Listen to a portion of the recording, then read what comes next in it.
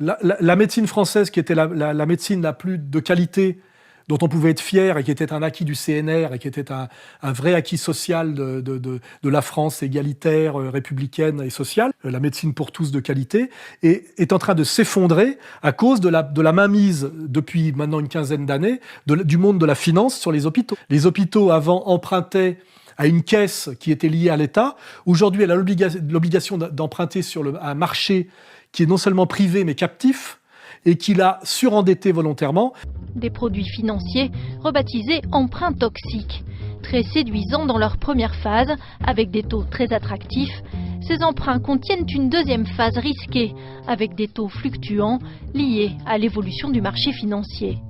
Au final, l'opération se révèle très coûteuse pour l'établissement souscripteur, lequel n'a plus les moyens de rembourser. Et toute la mutation des hôpitaux, quand on ferme les petits hôpitaux locaux, que les femmes ne peuvent plus accoucher le week-end et à moins de 50 km, c'est pas pour une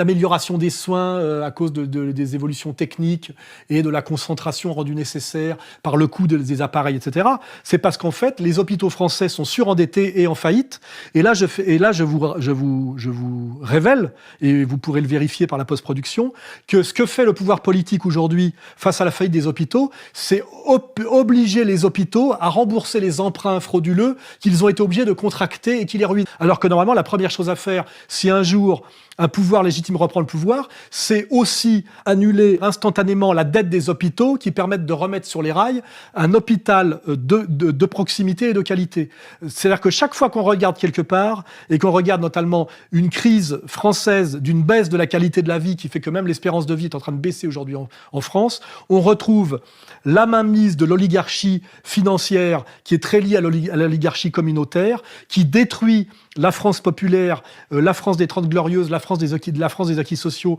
la France de l'égalité sociale, pour enrichir le pouvoir bancaire et avec derrière systématiquement le mensonge direct ou le mensonge par omission de ces relais médiatiques.